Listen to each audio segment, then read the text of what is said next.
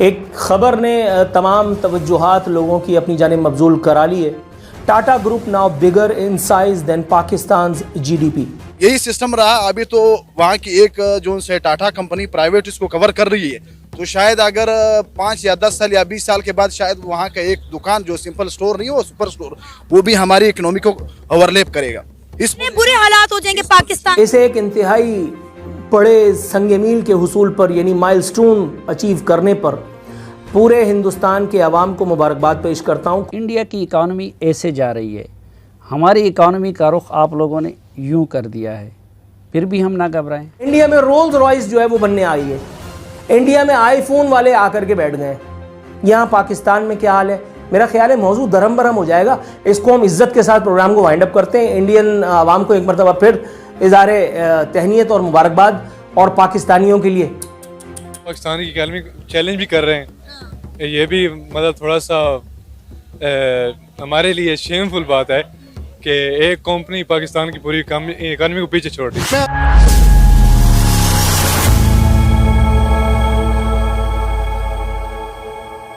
नमस्कार दोस्तों, टाटा ग्रुप हर दिन नए नए इतिहास रच रहा है। पिछले एक साल में टाटा ग्रुप की कंपनियों ने निवेशकों को जबरदस्त रिटर्न्स दिया है, जिसके बाद कंपनी का मार्केट कैप लगातार बढ़ा है। अब टाटा ग्रुप का मार्केट कैप पाकिस्तान की GDP से भी ज्यादा हो गया है। खबर के मुताबिक टाटा ग्रुप का कुल मार्केट कैप 365 बिलियन डॉलर यानी 30.3 लाख करोड़ रुपये हो चुके हैं। वही IMF की जानकारी के मुताबिक पाकिस्तान की कुल GDP 341 बिलियन डॉलर रह गई है।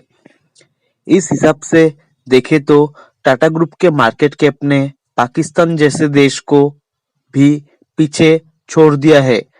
रतन टाटा का ग्रुप पाकिस्तान की कुल GDP से भी आगे बढ़ गया है। टाटा ग्रुप में सबसे ज्यादा वैल्यूएशन TCS का है। TCS का वैल्यूएशन 170 बिलियन डॉलर यानी 15 लाख करोड़ रुपए से भी ज्यादा हो चुके हैं। टाटा कंसल्टेंसी सर्विसेज अब भारत की दूसरी सबसे बड़ी कंपनी बन गई है। भारत की दूसरी सबसे बड़ी कंपनी पाकिस्तान की इकोनॉमी का लगभग आधा साइज के बराबर है।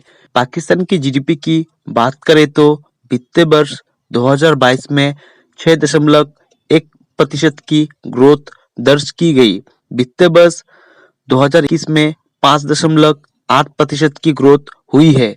वही वित्तीय वर्ष 2023 में अनुमान लगाया जा रहा है कि इसमें गिरावट देखने को मिल सकती है। मीडिया रिपोर्ट्स के मुताबिक पाकिस्तान पर करीब 125 अरब डॉलर का लोन है।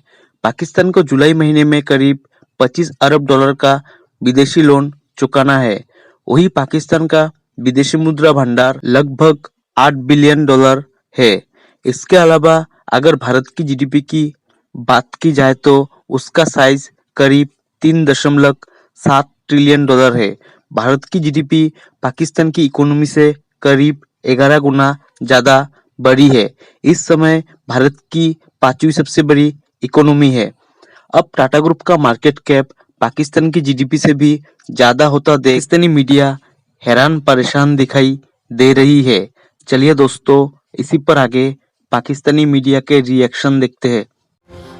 रतन टाटा भारत के मारूफ businessman Ratan Tata, Tata Industries, Tata whatever, Tata group के फलाने उनसे, उनकी कंपनी से, उनके इदारे से मंसूब एक खबर ने दुनिया भर में अपनी जगह बना ली है।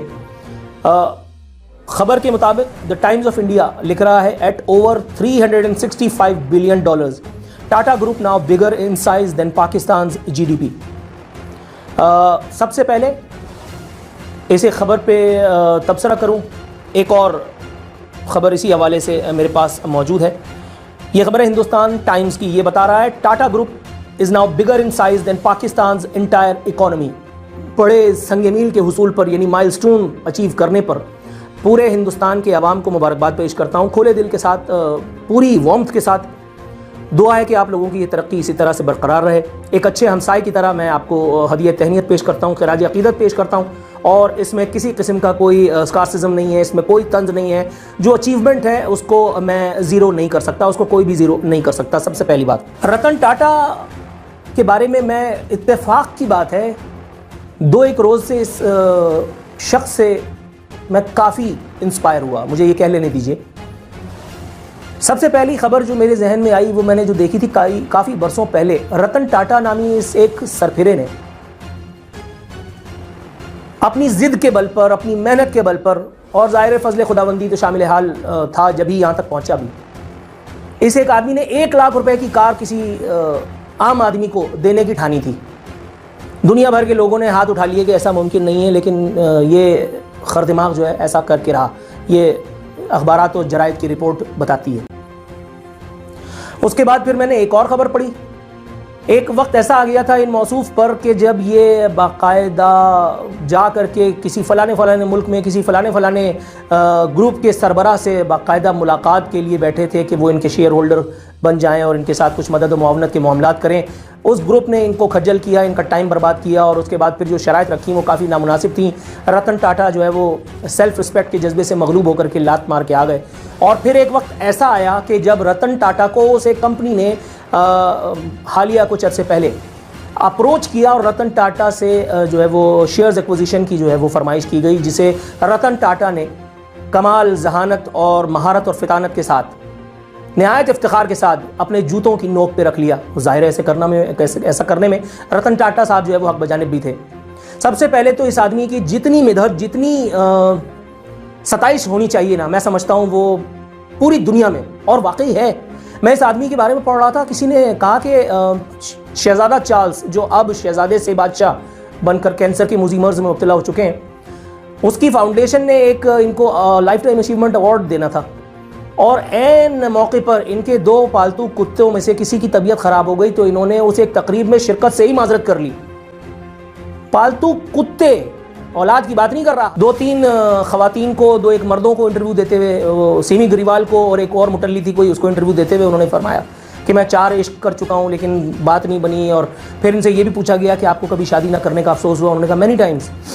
लेकिन जो हक ईमान की बात है, ऑन अ सीरियस नोट, इस एक आदमी की अचीवमेंट तने तना सोने के हरूफ से लिखी जाने के काबिल है। मैं एक मरतबा फिर हिंदुस्तानी अवाम को महज इसलिए मुबारकबाद देता हूँ कि रतन टाटा उनमें पैदा हुआ। दूसरी तरफ आप ये देखिए कि हिंदुस्तान में मोदी जैसा वजीर आजम होने के बावजूद भी रतन टाटा ग्रुप और रतन टाटा फल फूल रहे हैं। मैं तो शुक्र मनाता हूँ, मैं तो अल्लाह अकबर। रतन टाटा अगर मुसलमान होता तो मैं कहता भाई 2 नफिल पढ़ ले, कि अगर तू भी पाकिस्तान में होता तो खज्जल हो रहा होता, तुझ पे भी कोई केसेस वगैरह होते और तू जो है वो जमानतों के लिए अदालत इधर से उधर आ जा रहा होता। ओ गॉड, व्हाट एन अचीवमेंट यार, व्हाट एन अचीवमेंट। एक ऐसा आदमी कि जिसके पास जिसकी तमाम दौलत ना इसके बेटे को मिलेगी, ना इसकी बेटी को मिलेगी, ना इसकी बीवी के नाम पे जाएगी, ना, क्योंकि कोई है ही नहीं आगे पीछे।